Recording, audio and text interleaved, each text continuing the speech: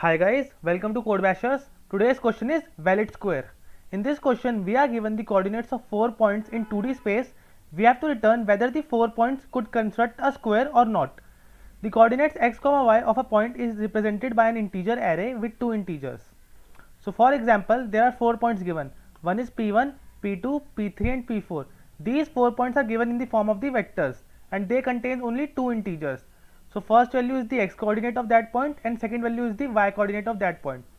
So in this example, P1, P2 and P3 can form the square and we have returned true from here. So now let's look at the approach of this question. So first of all, we will look at the brute force approach. So first let's look at the what are the properties of the square.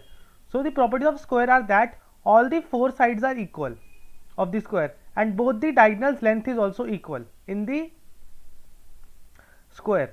So we are given points. So we are given points P1, P2, P3 and P4. So the first approach is approach 1 is brute force, that is generate all the possible permutation of points and apply the properties of square on it. That is, see P1, P2, P3, P4 are 4 points and what we do, we generate all the possible permutations of these 4 points. That is, for example, first point is P2, then it is P3, P1 and then P4. So this is one of the permutation of the 4 points. So here the diagonal, here P2 comma P1, that is these 2 points P2 comma P1 and P3 comma P4 are diagonals. So P3 comma P4 are diagonal. So what we can do in this approach, we have to find all the possible permutations of these 4 points and we have to calculate the distance of P2 comma P3, P3 comma P1 and P1 comma P4. So these P2 comma P3 represents the sides of the square and P2 comma P1 and P3 comma P4 represents the diagonal of the square. So by these factors we have to calculate their distance and we have to check whether these points follow these two properties or not, and if they follow these two properties then it means that it is a square. So in this case there are total 24 permutations which have to be generated, and for each permutation we have to check whether they follow the property or not. So this was the brute force approach. So in this case we have to generate all the possible permutations. So now let's look at the another approach, that is a slight easy approach. So in the first approach we have seen that we have to generate all the 24 permutations, but when we will generate all the permutations, our permutation will look like something like this, that is P1, P2, P3, P4, then P1, P3, P4, P2 and so on, like P2, P4, P1 and P3 and so on. So while noticing this we can see that the permutations which are similarly colored have the same number of have the same. So in this figure the row with the same shaded color indicates that the corresponding arrangement leads to the same set of edges and diagonal. It means that suppose 7 and 9 are of same color, so here P2 P3 will be one edge and in 9th also P2 P3 is one edge. The diagonals of 7 are P2 P4 and P3 P1, and diagonal of 9 are also P2 P4 and P1 P3. So in this case we can see that the rows which are shaded with same color have the same set of edges as well as diagonal. So thus we can see that only 3 unique cases exist. So we can see that only 3 unique cases exist of a particular set of edges and diagonal. So instead of generating all the 24 permutation and checking on that, what we should do, we should only check on the three distinct cases, that are 3 distinct permutations. So that the 3 distinct permutation we have to check whether those permutation follow the property of square or not. If any of those permutation follow the property, then it means that the square can be formed and we will return true from here. So this was the entire approach. Now let's look at the code of this question. So first of all what we'll do, we have to take a integer, we have to write a function which will calculate the distance between 2 points. So the return type will be long int and name of the function is distance. In this we will pass the points, the 2 points of which we have to find the distance. So 2 points are passed as the parameter. Now what we'll do, we will simply return power of P1 0 minus P2 0 comma 2. It means that this is the distance of the x axis plus power of P1 1 minus P2 1 comma 2. So this is the simple distance formula, that is under root of x2 minus x1 whole square, that is x2 minus x1 whole square plus y2 minus y1 whole square. So this is the simple formula of the distance. So now what we'll do, we have written the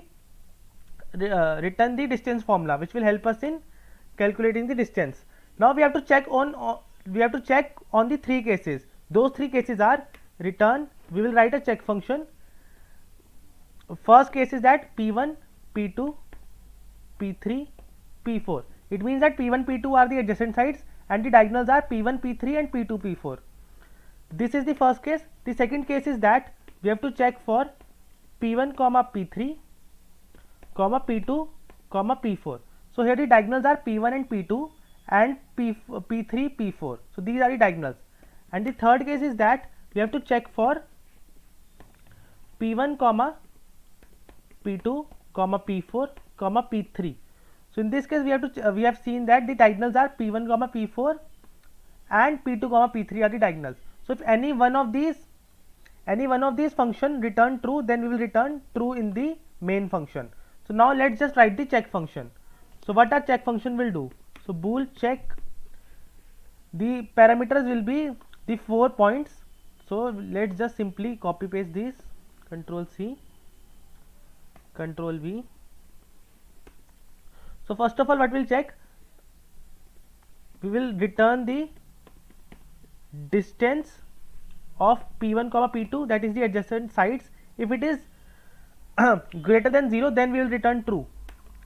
Else, if the 2 points have a distance equivalent to 0, it means that those points are overlapping. Therefore, we will not return true from here. So this was the first condition we have to check. The second condition is that the distance of adjacent sides, that is P1, P2, is equivalent to distance of P2, P3. So if this condition is fulfilled, then also we have to return true. And similarly, we have to check the distance for all the sides. So P2, P3 is equivalent to distance of P3, P4, and again we will check the distance of again the adjacent sides, that are P3, P4 is equal to distance of P4, P1.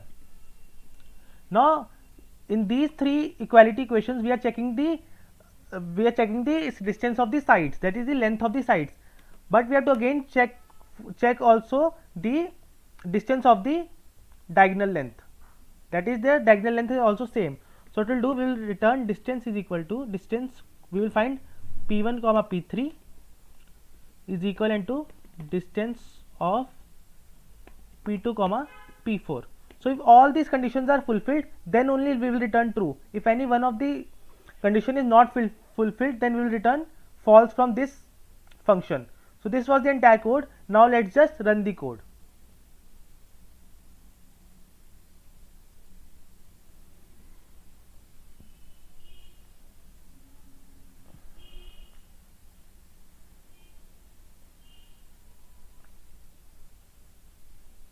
So you can see that it is getting accepted and it is 100% acceptance ratio. So I hope guys you like the video. Please subscribe to my channel for such questions. Thank you.